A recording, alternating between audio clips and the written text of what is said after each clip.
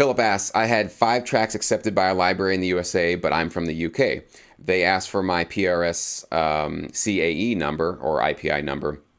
Would it be the norm for me to register them with PRS, or can they do that? So it's a great question. It really depends on the library that you're working with. So some libraries will actually register the songs they accept from you. Let's say they're a US library, like in your situation, you're in the UK. They'll take your tracks and actually register them with their PRO, but they'll obviously show you as the writer as a PRS writer, right? So they're actually going to put your information in their local PRO registration process. So let's say they're with BMI, their publishing company.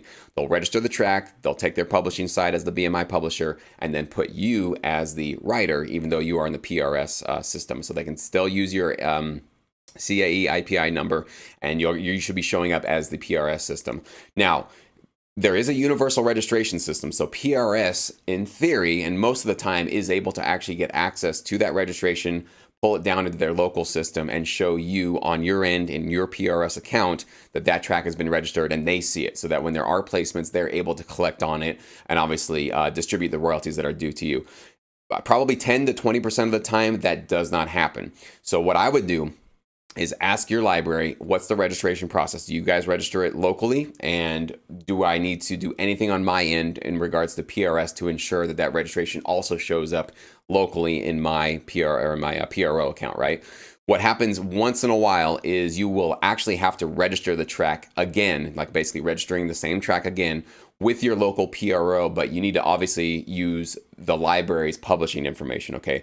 So it'd be like the mirror situation of what they do. So they're the US library and acting like the publisher. So they register it here, they're showing the publisher, they're showing you as the writer, and you're the overseas writer from the UK. So some libraries, if you're not seeing that get translated over to your local PRO, you'll have to do the reverse, where you register the track in your local PRO, show yourself as the writer locally, but then now you're also making sure that you're pointing to the US library and they're the publisher and making sure that they're getting tagged to that as well. So there basically would be 2 registrations, one for BMI, let's say, and one for PRS, both for the same exact track, both showing the exact same information for the publisher and writer.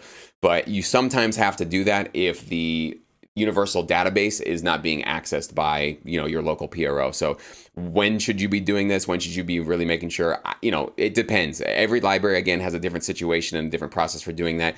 So what you should do is obviously ask your library, what's your process? If they say, don't worry about it, we registered ourselves, it'll show up in your local PRO account, great. Let them do that, but that's not the end of the story. You need to go to your PRS or PRO account, whatever country you're in, and you need to double check on that to make sure that that track does show up. How long can that take? Well, obviously, the first step is how long does it take the US library to register it? If it takes them a month to get that uploaded, okay, so you shouldn't expect anything within a month. Let's say they get it done in 2 weeks. It should take at least a week or 2 for you to see that start to pop up on your end for your local PRO. Could be longer, depending on the PRO system. But if it's been probably like 2 months and you still haven't seen, like you can see that they've registered it locally in the US, but it's not showing up on your side, that's when you need to have that conversation with the library to say, I see that you guys registered it. I can look it up over on your end, but it's not showing up on my end. Maybe I should register this track also, and I'll make sure that, I put your publisher information in when I register it, okay? So it's really about communication, and once in a while you might have to do that to make sure that things are being translated, because there are human beings involved and there's PROs involved, and that means not everything gets automatically, tracked and registered with this universal registration system. So bottom line, to avoid any problems like that, communicate with your library, ask them what you should be doing.